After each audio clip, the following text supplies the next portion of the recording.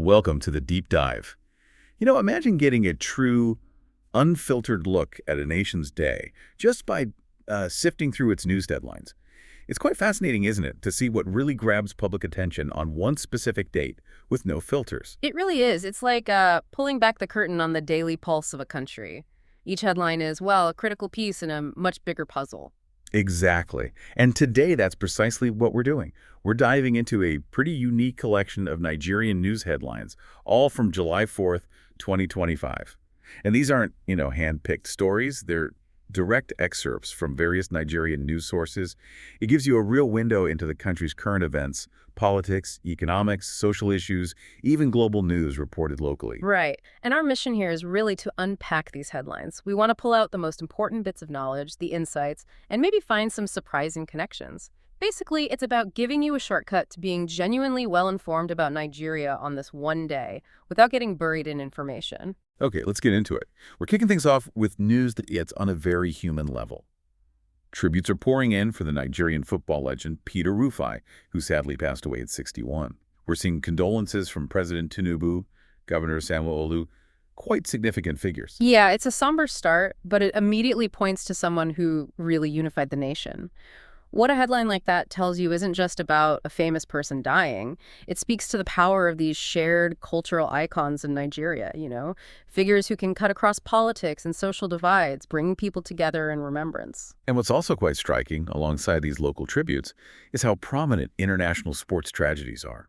Liverpool's Diogo Jota, only 28, and a coach dying during a Bayern Munich training session in Germany. For a country so passionate about football, what does seeing these global stories featured so heavily tell us? That's a really good point. Their visibility really underscores how globally connected Nigerian society is, especially through football. It's more than just a sport, it's like a shared language worldwide. These headlines show that the emotional connection to international football figures is just as strong, maybe even stronger for some, than local news. It shows how global stories are deeply woven into the local fabric for many Nigerians. So from these widely felt stories, we shift to something much more personal and, frankly, unsettling. A Bayelsa judge has regained freedom after being held captive for 12 days. Now, while that's obviously a relief for the individual involved, this headline immediately flies that persistent challenge of insecurity in Nigeria. Exactly. And that 12-day duration, it's not just a time frame. It kind of speaks to the changing tactics of these criminal groups. They seem to be targeting higher-profile individuals more, even within the justice system. This isn't just general insecurity. It points to a deeper challenge for governance, right? And the need for more specialized security responses that can actually dismantle these networks, not just react after the fact. And this challenge isn't just physical threats. It cuts deep into the economy, too. We see that with these pretty staggering financial crime headlines today. There's a Nigerian indicted in the U.S. for a mind-boggling $14 billion healthcare fraud. And then locally, an Abuja arraignment for a $307,500 scam.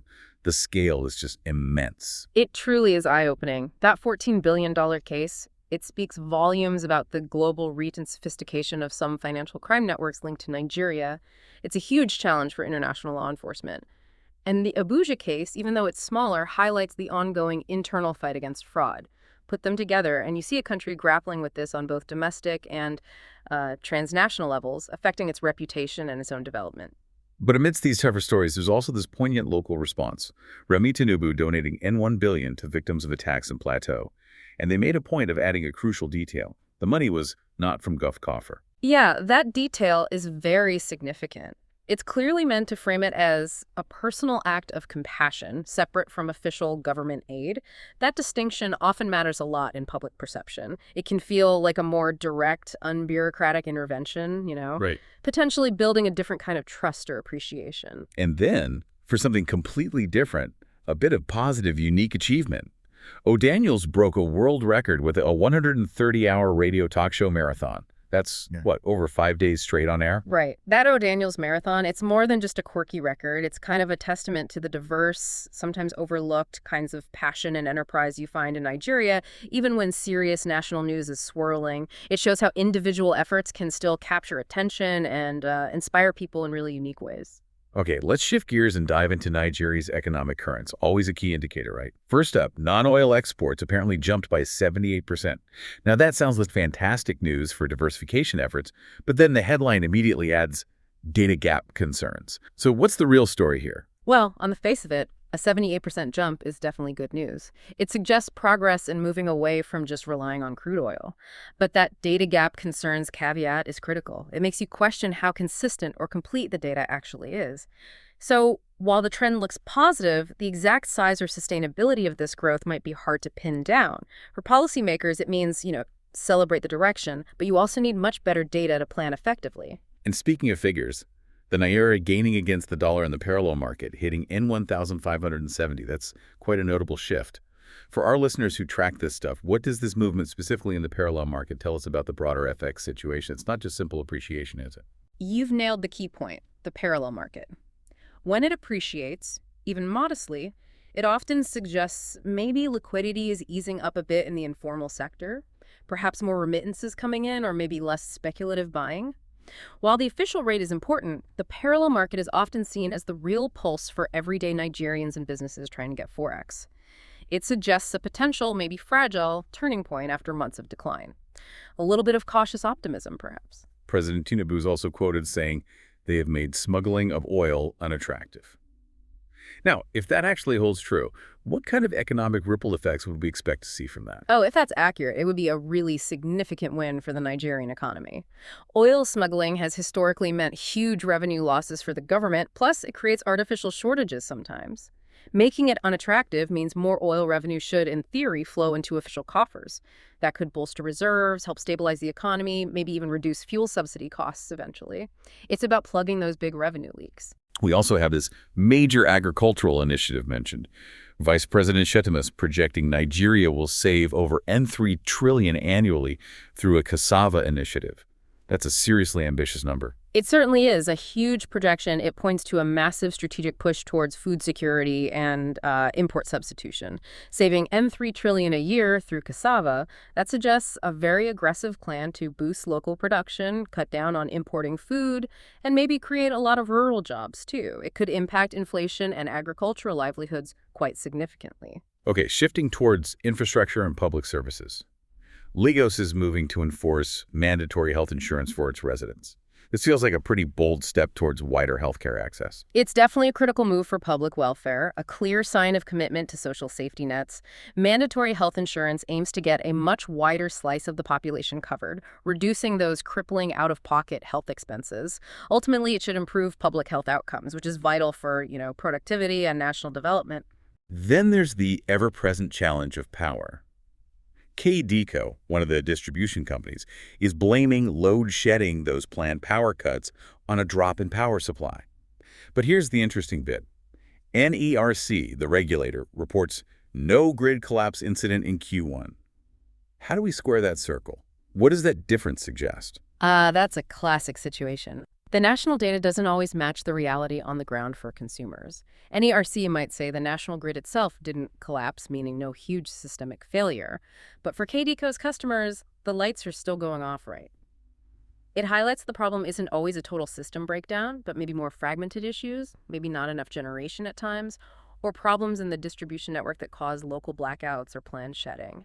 The power might be on the grid, but getting it reliably to homes is still the hurdle. And sticking with energy, NUPRC, the upstream regulator, notes that oil producers resisted crude supply to Dangote, others.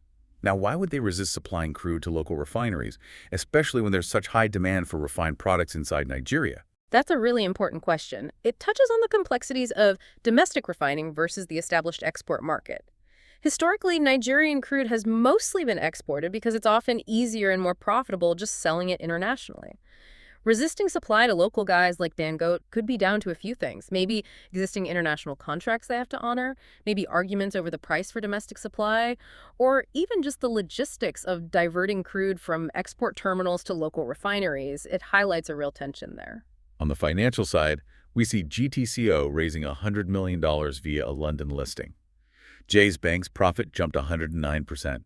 MTN and Nine Mobile have sealed a nationwide roaming deal. Plus, Wema Bank gave N3 million in grants to small businesses at a leather fair. These all sound like signs of pretty robust corporate activity despite other challenges. Absolutely. Taken together, these headlines paint a picture of a dynamic financial sector. GTCO's London listing. That suggests continued international investor confidence in some top Nigerian companies. Jay's bank's profit jump points to real growth in Islamic banking, that MTN-9 mobile roaming deal. That's potentially huge for telecoms, better connectivity, maybe more competition. And Wema Bank's grants show local banks actively supporting SMEs, which are so crucial for jobs and diversifying the economy away from just oil. And just to really connect economics to daily life, Yeah. FCT councils forfeited 6 months of their internally generated revenue, their IGRs, just to end a teacher strike. That's such a direct hit, showing how financial decisions impact public services. Yeah, forfeiting 6 months of IGR, that's not just a big financial sacrifice for those councils, it's a direct blow to their ability to fund other local services and projects. It really underscores how severe that teacher strike must have been and the immense pressure local governments face in resolving these disputes. It impacts everything from fixing roads to other welfare programs. Okay, let's pivot now to the political chessboard. Headlines are already buzzing, especially with an eye towards 2027. We've got talk of a 2027 showdown, a coalition apparently slamming Tinubu and Waik and the ADC trading blows. Beyond the usual political noise, does anything feel genuinely different about this early maneuvering for 2027? Well, what seems different is maybe the timing and how explicitly these coalitions are forming so far out. It signals a more strategic, perhaps even slightly desperate consolidation among opposition figures. They might see this as their best, maybe last chance to challenge the ruling party effectively. This isn't just talk. It feels like laying the groundwork for a long political fight. It could lead to more shifting alliances and defections than we've seen before. The political temperature seems to be rising much earlier. And within that contest, you have someone like Amechi stating, "I'll serve for one term if I get ADC presidential ticket," and also saying the next president to come from South. These are pretty clear political positions. What's the strategy there? Amechi's statements are highly strategic, you're right. That one-term promise could be trying to appeal to voters tired of long presidencies, pitching himself as maybe a transitional figure focused on specific goals, not just holding power. And his stance on the presidency coming from the South directly tackles that very sensitive issue of regional power rotation. That's still a fundamental factor in Nigerian political maths and alliance building. It's a clear play for Southern support. The presidency, on the other hand, is quoted characterizing this ADC coalition as an alliance of displaced politicians. That's quite a pointed description, isn't it? Oh, yeah, that's classic political messaging. It's the ruling party trying to define and diminish their opposition. By framing it as just a desperate move by people who've lost power, they're trying to suggest it's not a genuine new political force. It's all about shaping public perception and maybe slowing down the opposition's momentum before it really builds. And wrapping up this section, it looks like legal battles and party shifts are already underway. We see Kachiku's faction petitioning INE over an alleged ADC takeover, and a court barring a Nasarawa APC chairman from his duties. This really highlights how fluid Nigeria's party system can be. You're absolutely right. Those headlines show the inherent fluidity and legal complexity within Nigerian party politics. Factional fights and court cases are pretty common, often stemming from internal power struggles, and they can have real ripple effects, reshaping alliances, and even the electoral landscape long before the actual campaigns kick off. Okay, let's move on to governance, justice, and, well, the fabric of society itself. Starting with law and order, we see a woman received a 5-year jail term for human trafficking in Anambra. That's a clear legal outcome and a significant one. Yes, it highlights the judiciary's role in tackling really serious crimes like human trafficking. Verdicts like this reinforce the law and hopefully act as a deterrent. It sends a strong message that these crimes have severe consequences, which is crucial for protecting vulnerable people. Then there's an ongoing legal dispute. A prince asking a court to declare him the Osolo of Isolo. This sounds very much like a traditional chieftaincy tussle playing out in the modern courts. Exactly.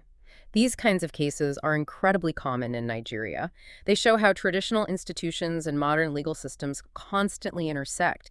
It reflects just how important chieftaincy titles, land, and succession still are within traditional structures, and the complexities when these things get challenged in contemporary courts. It's like a microcosm of that tension between old customs and modern law. On the security front, a crucial clarification for the Defense Headquarters, the DHQ.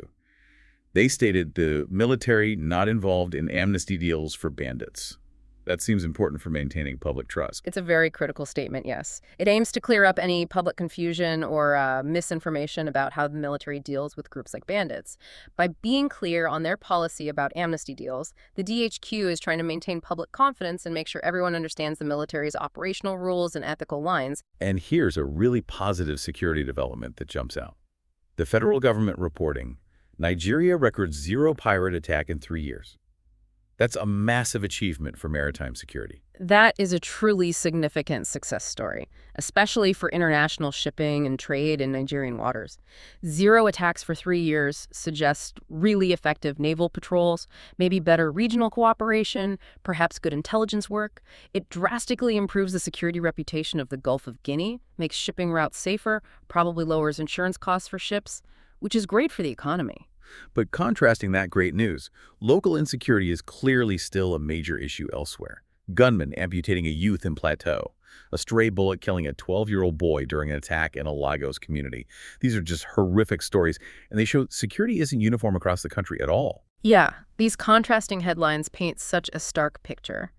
While some areas, like maritime security, show huge progress, insecurity on land from banditry, communal clashes, urban crime is still a profound and tragic reality for people in specific regions. It really highlights the unevenness of security. National victories don't always translate into local peace for everyone. And in response to some of these local challenges, we see a headline, Niger Emirate holds emergency security summit. That shows local traditional leadership getting involved. It does. It indicates proactive engagement by local authorities and traditional leaders tackling security problems in their own areas. Holding an emergency summit suggests a really pressing need for coordinated action right at the community level. It recognizes that grassroots solutions are often vital, alongside whatever the state government is doing. Okay, moving to urban challenges and development. A 3-story building collapsed in Lagos, and the grim detail added is that the victims ignored quit notice. This immediately raises serious questions about, well, compliance with safety rules and building standards. This is, tragically, a recurring problem in fast-growing cities like Lagos. That detail about ignoring quit notices is crucial. It points to a breakdown, doesn't it? Either in people complying with warnings, or perhaps issues with how those warnings are enforced, or the integrity of the buildings themselves. It just underscores the dangers when safety warnings aren't heeded, and the constant challenge of ensuring public safety in such a sprawling city. Also in Lagos, the state assembly is moving to establish a prison. What does that suggest about the state's approach to criminal justice? Well, it likely suggests they've assessed their current prison capacity and found it lacking. It could point to overcrowding issues or maybe a need for more modern facilities to handle the number of people incarcerated. It basically speaks to the state trying to upgrade its criminal justice infrastructure. On the development side, we see the Sokoto governor inaugurating a N14 billion water scheme and Ekiti approving N10.38 billion for roads and flood control. These are pretty substantial investments. They really are. These headlines show significant government spending on critical infrastructure basic needs like clean water, transport, and dealing with things like flooding. These projects are vital for improving people's quality of life and boosting economic activity in those states. It shows a focus on fundamental development. And on social programs, 200,000 pupils and vendors are benefiting from the Osun school feeding program. That's a huge number of people impacted directly. School feeding programs can be really powerful. They help with education, nutrition, and even boost the local economy. That number, 200,000, highlights a significant social safety net reaching a large group, affecting students' ability to learn and also the livelihoods of the local vendors supplying the food. It's quite impactful. Finally, on environmental threats, the federal government stating, desertification threatens food security, livelihoods. This is a huge, long-term, almost existential threat for large parts of Nigeria. Yeah, this headline points to a major ecological and economic challenge, especially for the northern regions. Desertification directly shrinks usable farmland, which threatens food production and the livelihoods of millions who depend on agriculture. It highlights an urgent need for large-scale environmental action, conservation, and strategies to adapt to climate change. Okay, turning to education and public service briefly. Unijos ASU, the academic staff union, declared a strike over unpaid June salaries.